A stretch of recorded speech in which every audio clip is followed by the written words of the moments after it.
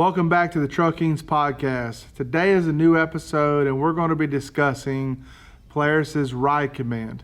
Stick around to the end and we're going to give our final thoughts if ride command is worth adding to a machine if it didn't come stock. As always, please show your support by hitting the subscribe button and clicking the bell icon to turn on notifications.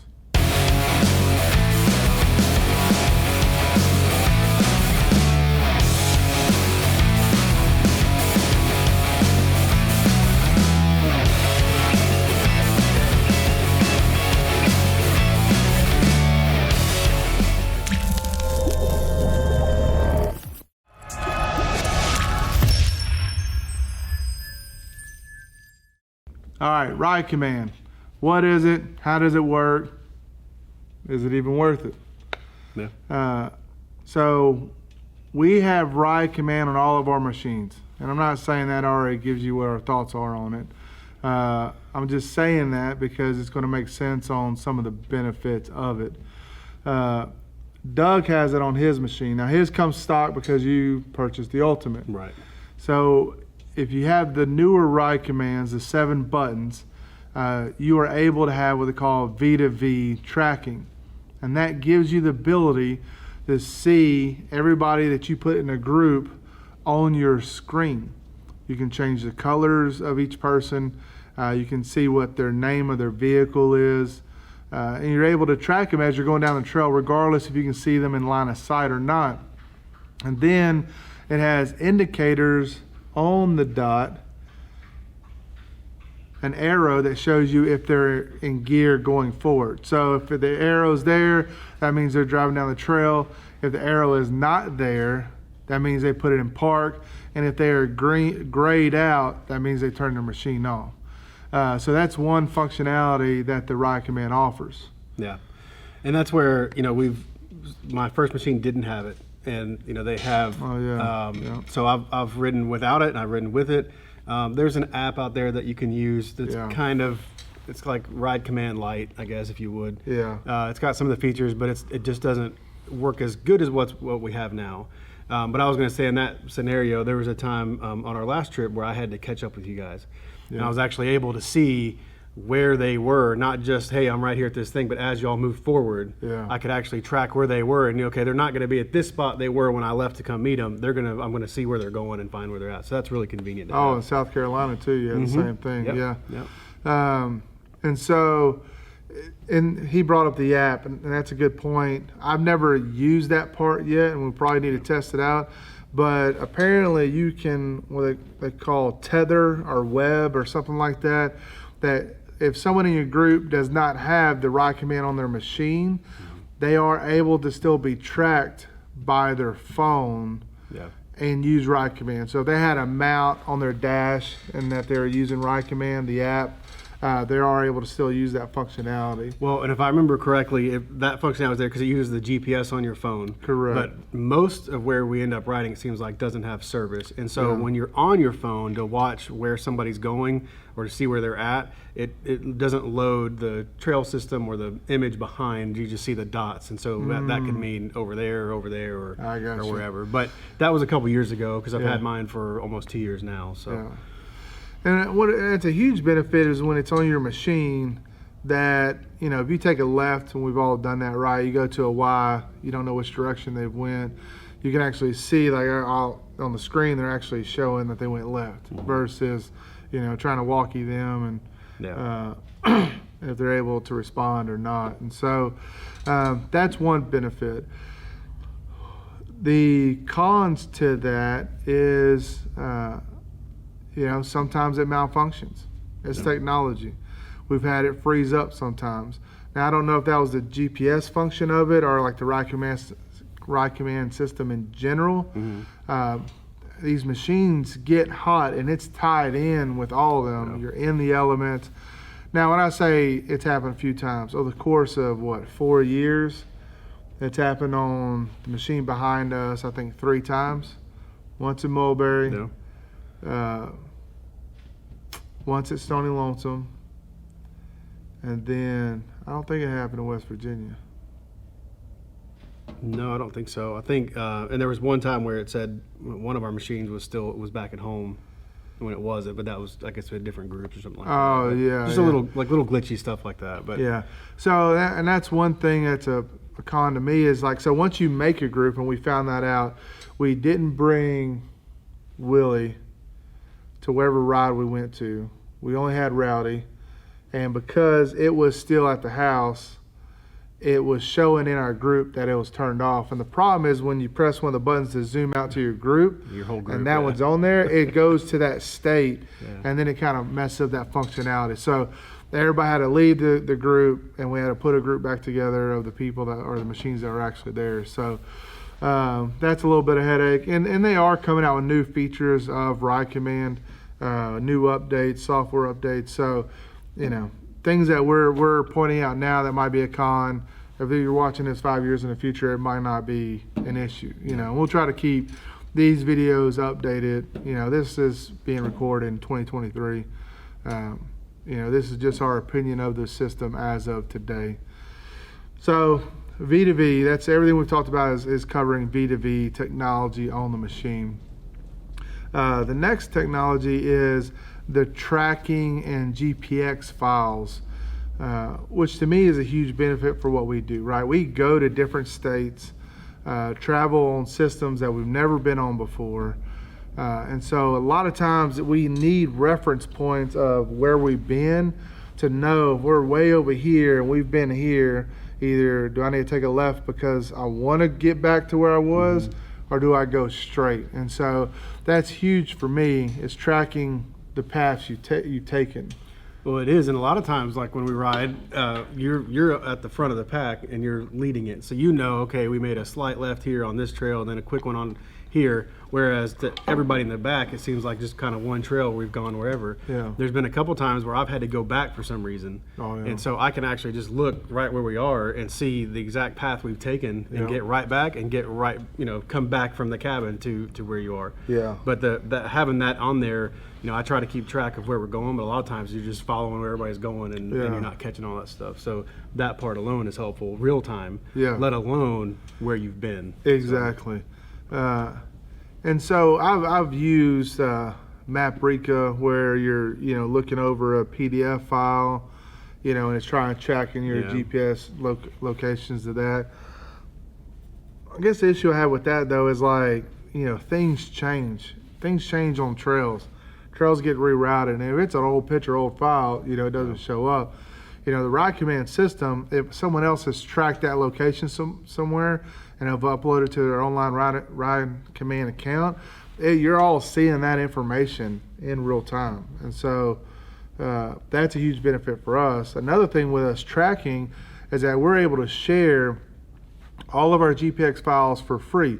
So when we go to South Carolina or West Virginia or Tennessee, Oklahoma, Arkansas, like any of those places that we went, you go to trailkings.com under maps, and you'll see a list there of all the GPX files for free. So, when you're wanting to go to the Bear Cave or the waterfall or the mine shaft, like you got a direct beeline there, or like the Almost Heavenly Swing. Oh yeah.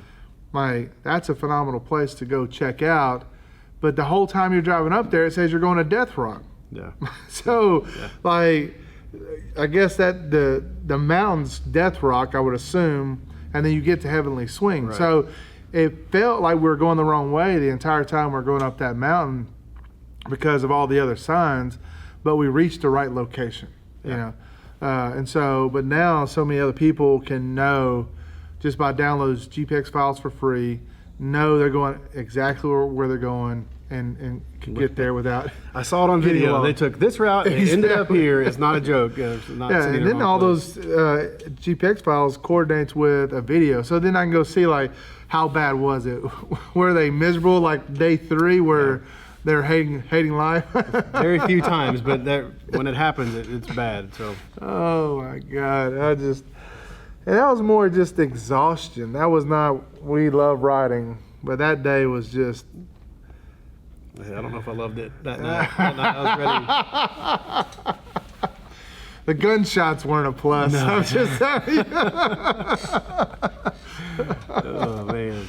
And, if you ever went and checked that series out, I would go watch it. We laugh about it now, but at the moment felt never ending. That was the hard part, was that on that particular trail, there was not a previous map on the screen. Correct. So we're just kind of, we think we're here, Yeah. but honestly, we don't know. And that's, Well, I had Bob T's, so we downloaded Bob T's path. The problem is, I guess he's been doing this a really long time and knows how to cut GPX files and that kind of stuff. I don't know how to do that. But on some of his paths on the screen, you couldn't tell. couldn't judge distance. Distance or where he turned at. Or so on a few times we had to double back, and on ours you're going to see where we had to turn around. There's no way for me to take it off, not that I know of. Right. But I had to put waypoints in there. Take a right here, take a left here, sharp turn there, to help prevent someone else making the same mistakes we made. When you get to this point, just turn around and go home. His was so crisp, like there was no variations. And but the issue is when you get there and you're looking at it, it's on the screen. That's not what it looks like. Right. You know, it's not a straight line here. You know, so those are the differences between different GPX tracking, I guess, services you can say. Yeah. So there was another pro. The con, I guess, is that you can't clean it up. Meaning you take a wrong turn, it's tracking that, and it'll track you turning around and going back. The best way we found to clean it up is just drop a waypoint explaining that, all right, you take a right here, you know. And so, another benefit that I love. Now I'll explain the benefit and I'll explain what we used before. Another benefit of Ride Command is communication between machines. Oh yeah. Which can get childish at times depending on who your group is, but you have the ability to text custom messages or pre-saved messages. And so, if you need to stop, take a piss break, whatever, you can actually you type a few buttons on the screen, one to open up the chat, the second to send it, and it'll send it to everybody in your group. Yeah. And it pops up on the screen, and then from that pop-up, the other participants in the group can respond to you immediately. And it's at least on mine, it stays up there until you clear it off. Yes. So if they're not looking at it when they go to glance down back at the map or whatever, they're going to see it. It's the first thing that they're going to see, which is to me a huge positive, right? Like some people aren't prepared like we are with walkie-talkies. Now, we've done a whole video on that, on ones we wasted our money on, and we have dependable walkie-talkies. But sometimes you just can't hear it. Correct. Yeah. It may be too low, or if one goes dead. It's a way to communicate. You don't need the walkie-talkies now. Yeah. If you have Ride Command with that functionality on it. And so to me, that's another huge plus. It really just gets in the habit of using it. We've used the walkie-talkie so long, and we have youth machines that don't have Ride Command. So for us, a walkie-talkie is still a need in some aspects to be able to communicate with them. And we don't need them to respond. It's more just verbal cues on, stay tight to the edge, and those types of things where, they have navigational communication where they don't make a mistake, something that can be preventable. So, I don't know, is there anything I'm leaving off? Any benefits that you see as a consumer and why you wanted it on your machine? I don't think specifically for that. I mean, for me, it was having everything built into the system. So having, yes, Garmin has a deal and there's other things out there you can use, but having something tied into the system, I don't have to remember to bring an iPad or something else or wherever to have all that stuff in front of me. That was one of the benefits to me. And then of course, because you have that, you have the touch screen with all the other information and all that stuff on there. But having something that's a part of the system, it works. I mean, there are some cons and we had little issues with it, but for the most part, it works really well. Yeah. And so having that built in the system was a big plus for me. So he brought it up, so what's the competitor out there? And I think, I know from my personal preference, before we bought Angry, which is the Pro R, I like the look of the X3. Mm-hmm. When you bought your machine, you were really considering the X3. Yep. Go into that before I give my statement. So I was looking, I was basically trying to get different size shapes into different other holes. So I wanted to have Ride Command because I'd seen it on yours and some other machines, and so I knew I wanted that or something like it. We looked at ways to get it into these other side by sides, but the X3, what was it? It was Kawasaki was the other one. I think those are the top two that I was looking at. But I really do. I've liked the X3. Both of us have since it's come out, and that's where I always my next machine. I'm like, well, the next one I get, I might go a different route and see. And the bottom line is, including Ride Command, it had the Pro XP had everything in it that I wanted, and it just came that way. And you see it. There's guys out there shopping for machines, and you see it in the comments that CanAm still doesn't have a system like that built in, or Honda still doesn't have a system like that built in. And so I think there's a lot of people that really want it, but maybe they're just loyal to CanAm or they're loyal to Honda. Yeah. I'm not. And so the bottom line, it had everything that I wanted, and so that's what I bought. And so it was all one thing. I didn't have to do anything else to it. I've talked before in other podcasts, like I'm not the guy that can buy a $30,000 machine and then go spend $6,000, $7,000, $8,000 on other things to go into it. I just need it. Just being. Yeah. I wish. Yeah, I'm the guy that can go buy a machine, and that's really what I need to have in it when it comes that way. So I don't do a lot to it, and it had everything I wanted, including that system. And so to build off of that is, that's kept me from getting a CanAm. I think it might keep a lot of people.